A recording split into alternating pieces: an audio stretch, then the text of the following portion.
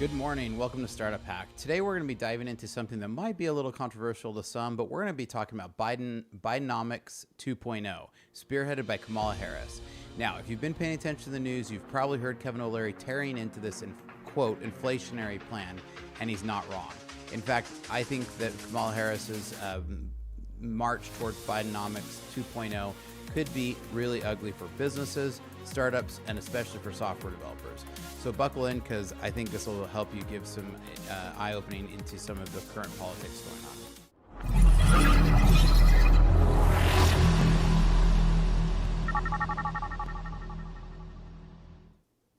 So welcome to Startup Hack. I'm Spencer Thomason, and here at Startup Hack, we love to train software developers in our licensed coding boot camps and build custom software solutions for companies. So we do a lot of work as a fractional CTO. With over a decade of executive leadership and a solid 25 years in software development, I've mastered the art of transforming technology teams and products. All right, so let's kick this thing off today with Kevin O'Leary's brutal takedown of Harris's economic agenda, Bidenomics 2.0. So O'Leary, as you probably know, isn't just some random guy with opinion. He's a seasoned investor with real skin in the game. He's called Harris's inflationary plan a disaster for American businesses, and he's right. The idea of pouring more government money into the economy without addressing fundamental issues like inflation is a recipe for disaster. AAA actually noted this week that if the U.S. doesn't get their ballooning debt under control, that we could lose our credit rating. Now, businesses, especially small startups, will face skyrocketing costs, and software developers could see shrinking budgets for innovation. If you think the tech sector was competitive over these last 3 years, another 4 years will make it almost impossible. So just wait for these policies to start rolling in as you feel the pinch, and make that decision as you go to the polls this fall. So now let's talk about how this directly affects software developers. We live in a world where margins are tight, especially in startups. When inflation drives up costs across the board, hardware, cloud services, and even developer salaries, you're going to feel the squeeze. Bidenomics 2.0 makes it harder for companies to invest in innovation. This means fewer resources for cutting-edge projects, which translates to less hiring and fewer opportunities for developers. You're not just fighting for jobs against other developers anymore. You're fighting against economic policies that make it harder to even afford to do your job. I know that Harris likes to say that everybody needs to pay their fair share. What they're not saying there is that every time they go after businesses or high net worth individuals, most of the times what they're doing is going after jobs. And we've seen this time and time again, and economics have proved it. So if you're in the startup space, this is where things get particularly scary. Startups rely heavily on venture capital and favorable economic conditions to grow. But when inflation eats into profit margins and makes basic operational costs go through the roof, good luck trying to secure funding. That's what we've seen over the last 3 years. Investors like O'Leary are pulling back, and why wouldn't they? No one wants to invest in a company that's being choked by rising costs, shrinking opportunities, and more government regulations. Startups are the lifeblood of innovation, but Bidenomics 2.0 is setting them up to fail. So let's not forget who else gets hit by this: the American families. Rising inflation doesn't just affect businesses. It seeps into everyday life, like groceries get more expensive, gas prices go up, and the cost of living skyrockets. And while this might seem like a problem for the middle income families, the truth is it hits every demographic. Harris and Biden can talk all day about, quote, lifting people up, but the only thing these policies are lifting up is the price tag on everything. Families can't afford this, and businesses can't afford it either. Now, if your business also is struggling with some disconnected systems, make sure you hit us up, because here at Startup Hack, our specialty is connecting systems to help your company work like a well-oiled machine. So check out startuphack.com/Spencer, and we can help you out. But as with everything in the economy, if you're going to have money to be able to do any kind of innovation, you're going to have some extra cash flow. And let's get into the inflation that directly crushes innovation. Every company, whether a software company, a large software development shop, or a tech shop, relies on cash flow to push boundaries and innovate. But when inflation runs rampant, companies are forced to make hard decisions. That's the reason we've seen so many layoffs over the last 3 years. Do we continue to invest in new features, or do we tighten our belts and focus on survival? Bidenomics 2.0 makes it nearly impossible to justify long-term investment when short-term survival is at risk. When companies stop innovating, everyone loses, especially developers looking to work on the next big thing. If you don't believe me, look at the curve of job hiring over the last years before, leading up to, and then through the last 3 years. You're always going to see a trailing indicator by a year or two. So here's another scary thought. Venture capital is drying up. Investors are running scared because they see the writing on the wall. Bidenomics 2.0 creates an unstable environment where inflation eats away at profits before the company can even get off the ground. This means that those early stage startups, the ones pushing boundaries, are going to find it harder and harder to get funding. If you think this doesn't affect developers, think again. This is what funds the developers. No funding means no jobs, and no jobs means fewer opportunities for new talent to break into the industry. So tech companies are already dealing with razor-thin margins. Every cloud service, every hardware upgrade, every team of developers, costs are going to go up through go across the board. As a business owner myself, I can tell you that development and innovation are cost centers, which means that they cost money and you have to invest money to be able to get money out the back end. So when I hire a developer, I know that I'm not going to see the outcome of that developer hiring for at least 1 to 2 years. Harris's inflationary approach means that these companies are going to feel the real pain in their wallets. And guess where their pressure lands? It lands on the employees. In our case, in developers. It means fewer tools, fewer resources, and fewer opportunities to learn and to grow. Companies are going to have to cut corners, and guess what gets cut first? Innovation and talent development. You might think that this only affects the big tech companies or coastal startups, but this hits absolutely everybody. Harris's economic hurt middle-class jobs as well.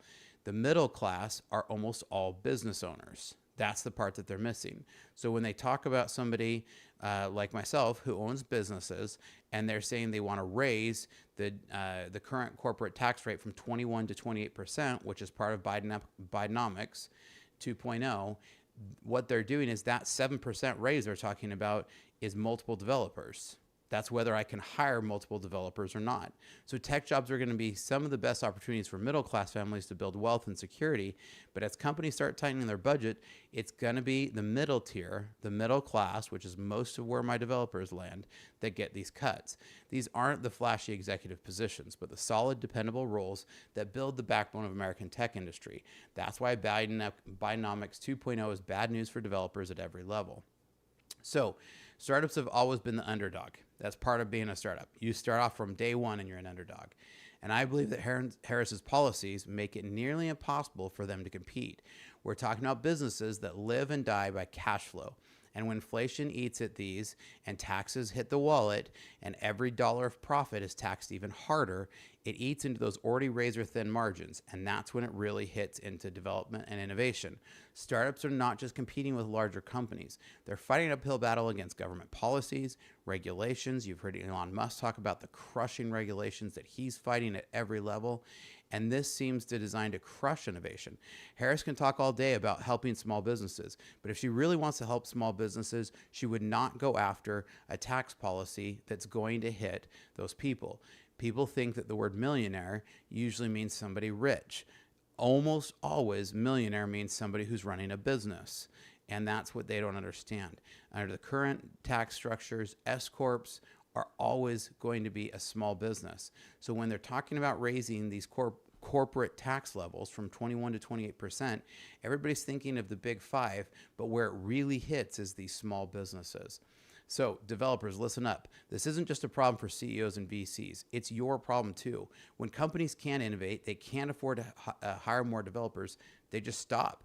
Now, how many times have you been on a project where like, man, if we just had one more developer, that one more developer is being paid to taxes instead of hiring another developer? I can tell you this as a company owner myself. When companies stop hiring, you're the one who gets left out in the cold.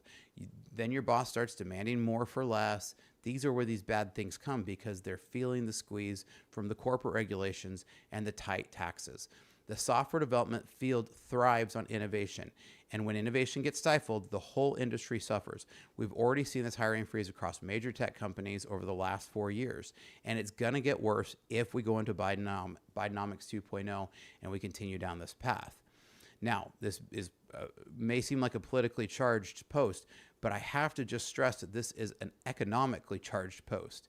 The domino effect of bad economic policies will hit the middle class families the hardest. I can promise this. I can promise this as somebody who runs a business myself. When wages are forced to go up, it forces me to raise everybody's wages, which doesn't allow me to be able to raise wages for those who actually need it and deserve it. Here's the things that gets even worse. Bad economic policies don't just affect the here and now. It's a domino effect. Companies stop investing in innovation, startups can't get funding, and developers lose opportunities. But the worst part, this slowdown in innovation means fewer breakthroughs in tech. Every time you can see, where do you think this AI tech boom came from? It came from the low inflation policies that we saw. Now, it's come from the innovation that is spurned by lower taxes, which allow companies to be able to invest into innovation, which means more jobs. It has been proven over and over again. And lest you think that I'm just a huge Trumper, I'm a fan of good economics. That is what I'm a fan of. I've said many times on this channel, I am pro-capitalism. I am pro-economics. And if you sit down and dig into the economics, you will see that Bidenomics or Kamala Harris's policies are bad for business. The entire tech ecosystem suffers when policies get short-sighted and inflationary. This isn't just about companies making money. It's about keeping innovation alive. And how does Harris saying that she's going to help the middle class? By pumping more money into them. That's what's gotten us in the problem we're in right now. The government has got to stop, get out of the way, and let capitalism work.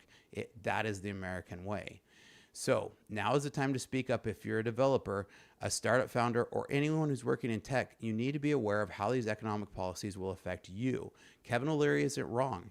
And while Kamala Harris is dodging more invitations for interviews than any other presidential candidate in history, we can see that economics need to be the centerpiece of this election. And if you hear in these economic discussions that the government's going to help save you, that means inflation. You can literally change the words. That if you hear a politician saying the government's going to give, that equals inflation every time. And if you hear them say we need to raise corporate taxes, that means less jobs. It's proven over and over again. Higher taxes on corporations is going to equate to less jobs. It's math. Bidenomics 2.0 is terrible for business, and it's even worse for innovation. If we don't push back on these policies, we will see fewer opportunities for growth. I love working with software developers. I love building awesome technology, but this is going to make fewer chances for developers to be able to work on groundbreaking projects. And so a tech landscape that's a shadow of what could be. So if your business needs help through these tough times, check out starterpack.com/Spencer, because we help a lot of businesses, and I promise that we can beat anybody else's bid. We specialize in helping companies streamline their systems and keep things running smoothly. So what are your thoughts? I love to have a great discussion. Even if you disagree with me, tell me why. Tell me why I'm wrong. Tell me where I'm wrong in these policies. I would love to have a great discussion. I think the American way is that we can disagree without being disagreeable. But this is my opinion. I believe anytime you hear politicians saying government is going to help businesses grow by adding more money or by raising taxes, it's going to equal lower jobs and higher inflation. So that's my take on it here. Love to have a great discussion. Best thing you can do, even if you disagree with me, is leave a comment down below. I always thank people, even if they're like, Spencer, you're stupid. I take that as a compliment that you took the time to reach out and tell me you think I'm stupid. That's great, but let's discuss. Because here at Startup Hack, we love to train software developers, and we love building custom software solutions. So check out our website at startuphack.com or startuphack.com/Spencer, and we'll catch you guys next time. Make sure you like and subscribe to the channel, because we bring you lots of great tutorials and tips that every developer should know. See you next time.